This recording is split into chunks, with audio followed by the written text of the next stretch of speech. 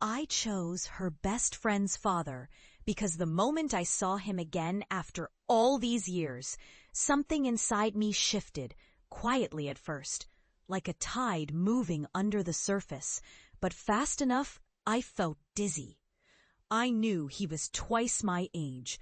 I knew he was my best friend Olivia's dad, and I knew that if I allowed myself to look at him longer than necessary, I might see something in his eyes I could never unsee. Summer had been spilling its gold through the windows when I moved into their guest house, an arrangement Olivia had suggested without hesitation. I had been recently widowed, grief still clinging to me like damp clothes. My once stable life crumbled. For years, love had seemed like a door nailed shut. My husband had been the safe choice, steady, reliable, but over time, we had become strangers sharing space. After his sudden passing, the quiet in my home became unbearable. I had my work in publishing, my morning runs, my world of polite conversations and deadlines, but all of it felt hollow, as if the color had leached from everything I touched. The guest house smelled faintly of cedar and old books.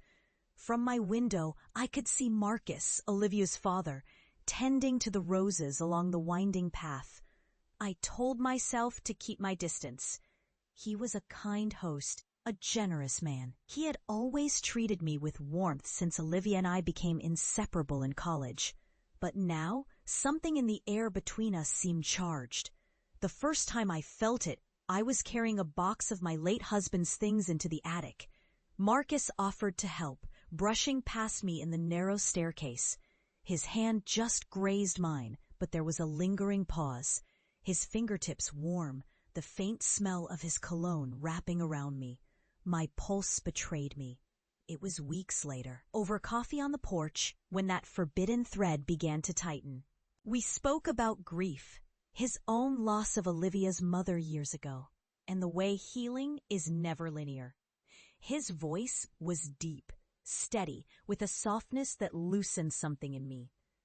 I found myself stealing glances at the way sunlight caught on the silver strands in his hair, the way his hands curled around the coffee mug as though holding on to something important. But then, one evening, I overheard him speaking to someone on the phone, his tone sharper, layered with frustration.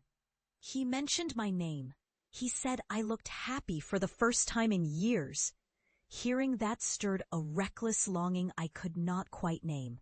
My heart began to ache, not only for love, but for the audacity to reach for it again. The days grew heavier with the tension. I heard the creak of floorboards late at night as he passed near the guest house. I felt his gaze linger a moment too long when we crossed paths in the hallway. Each touch, each glance was a question we did not dare answer. My life was already tangled. I was still grieving, still trying to stand my ground in the storm. But part of me wanted to lean into the wind.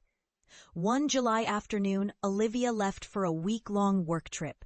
The house felt too still, the absence amplifying every sound. The hum of the refrigerator, the rustle of leaves outside, my own breath when I knew he was near. Marcus knocked gently on my door with a basket of fresh peaches. We sat in the kitchen, slicing them. The air warm and sweet with their scent. My fingers brushed juice from my lips, and I caught him watching me, his eyes soft but unflinching. That moment filled me with equal parts guilt and exhilaration, each bite of peach tasting sharper, sweeter, heavier. If this confession has you holding your breath and wondering if I crossed the line, hit like and share, because you will not believe what happened next. That night, rain began to fall, soft at first, then pounding against the roof as thunder rolled in the distance. I could not sleep. At midnight, a knock came at my door. Standing there was Marcus, hair damp, eyes shadowed in the low light. He said the storm had knocked out power in the main house, asked if he could wait with me until it passed. Sitting beside him on the small couch, I listened to the rain. He spoke of the years after his wife's death, the loneliness, the private battles no one saw. When he looked at me, really looked, it was as if he was seeing through every wall I had built. My pulse was loud in my ears, my stomach tightening with a mix of fear and yearning. I wanted to hold his hand, press it to my cheek, but the thought of Olivia stopped me cold. She was my closest friend. He was her father. Crossing that line felt like breaking two hearts at once, but the way he leaned closer when a branch snapped outside made resisting impossible. His palm rested gently on my knee, eyes searching mine for something unspoken. I whispered that I should not be feeling this. He nodded, his voice a murmur, saying he understood but that hiding feelings does not erase them. When the lights flickered back in the main house, a part of me felt relieved, and another part felt the loss sharply, like a door closing too soon. The next morning, sunlight streamed across my bed. I held one of the peaches he had brought, now perfectly ripe, and bit into it. The taste was rich and golden, pulling me back to that moment in the kitchen.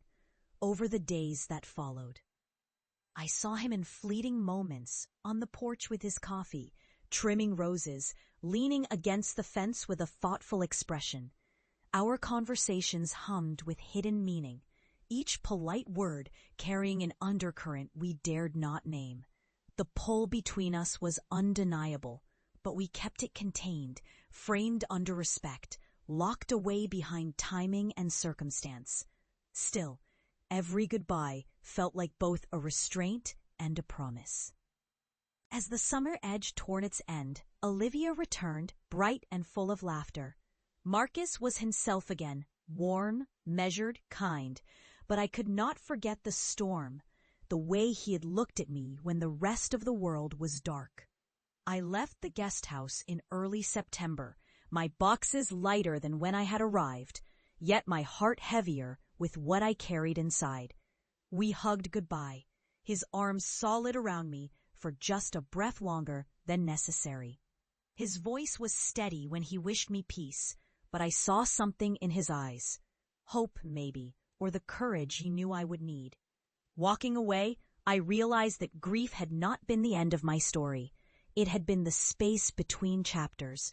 Marcus had shown me that love could find me again, even in places I should never have looked, even in moments I thought I could not handle, whether we ever crossed that line or not.